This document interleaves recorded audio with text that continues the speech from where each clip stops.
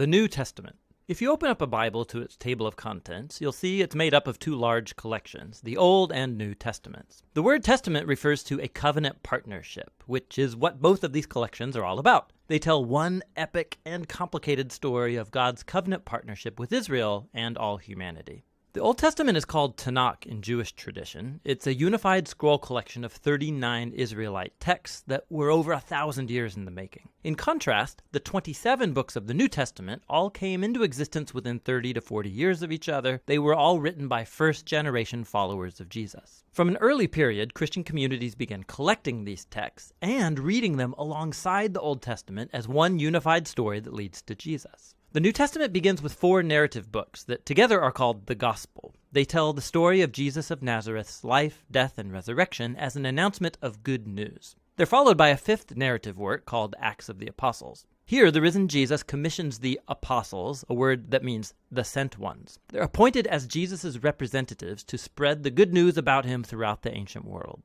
After Acts comes a collection of letters from the apostles. These were written to provide teaching and guidance for local communities of Jesus' followers called churches. There are 13 letters connected to the Apostle Paul, and they're not arranged in the order of when they were written, but rather from the longest to the shortest. Then there's the letter to the Hebrews, written by a close but unnamed associate of the apostles. After this are the letters of James, Jude, Peter, and John. 2 were brothers of Jesus, and 2 were among his first followers. The last New Testament book is the Revelation, a letter to 7 churches that reveals a prophetic word of challenge and comfort to all of Jesus' followers. So those are the books of the New Testament, but what are they about? And how do they connect with the Old Testament to make up one unified story? Think of it this way.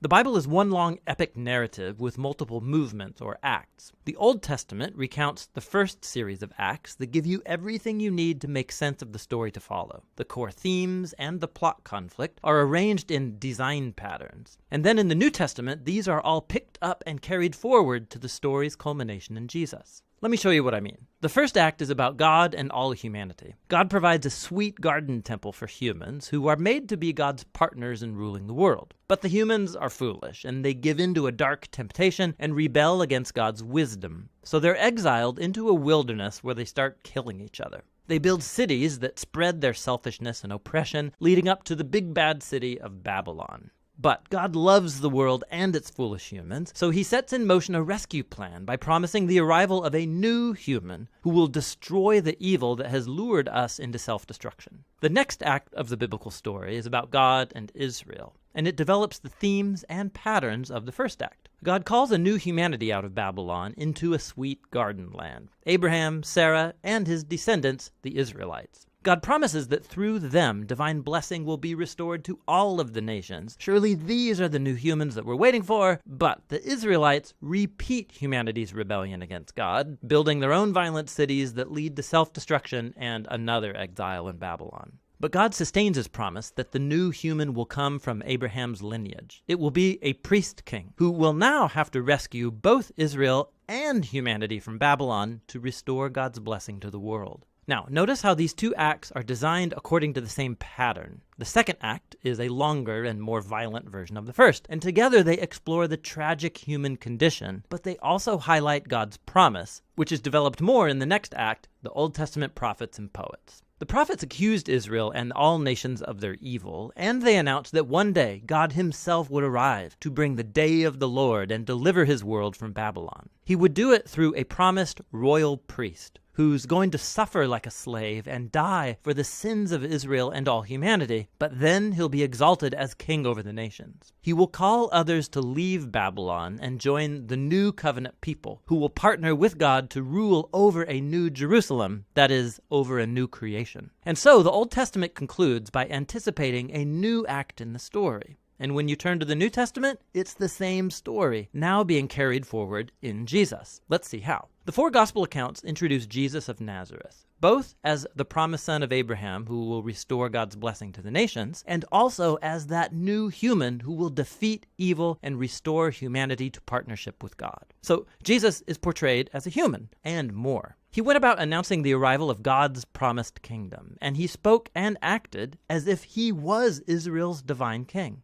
But instead of calling himself king, Jesus referred to himself as the Son of Man, that is, the human one who would act like a servant. The Gospels are making the claim that in Jesus, Israel's God has become the faithful Israelite and the true human that we are all made to be but have failed to be. Jesus' mission was to confront that dark evil that lurks underneath humanity's evil, luring us into selfishness, violence, and death. But how do you defeat that kind of evil? The surprising answer in the Gospels is that Jesus overcame our evil by allowing it to kill him on his paradoxical throne, the cross, where Jesus died for humanity's evil and sin. And it's where he lived out what he taught, that nonviolence, forgiveness, and self-giving love are the most powerful things in the universe. And because God's love for his world is stronger than evil or death, Jesus was raised to new life as the prototype of a new humanity, and this brings us to the story of Acts. Through the Spirit, God empowers Jesus' followers to spread the life and love of Jesus out into the world as they invite people to leave their old humanity and join Jesus' multi-ethnic family, the new humanity. This is where the letters from the apostles fit into the story. Here the apostles address early Christian communities, and they show how the good news about the risen King Jesus changed history and should reshape every part of our lives. They also explained the good news by constantly appealing to stories from the Old Testament and the stories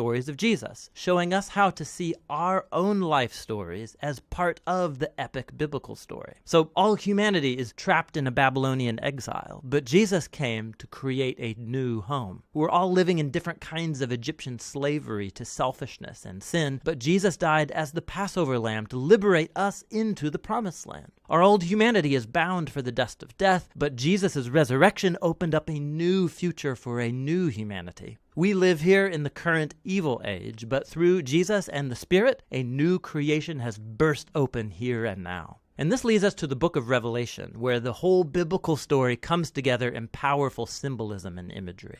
Jesus is portrayed as a slaughtered, bloody lamb, who is exalted as the divine king of the world. He's leading his people out of slavery and exile in Babylon, and as they resist Babylon's influence, they may have to suffer alongside their slain leader. But when you follow the risen king, not even death can prevent the dawn of the new creation, which is here depicted as a new Jerusalem garden temple, the true home of humanity after its long exile. And so on the Bible's last page, heaven and earth are reunited, and the new humans take up their appointed task from the Bible's first page, to rule the world together in the love and power of God. The New Testament is a remarkable collection of documents. They represent the testimony of the apostles that points us to the risen Jesus himself. And through God's Spirit, these human words have been speaking a divine word of hope from the first century to the 21st. Each book shows how God, through Jesus and the Spirit, is leading our world to its ultimate goal in a renewed creation. And so the story's end is really the beginning of a new story that is yet to be told. And that's what the New Testament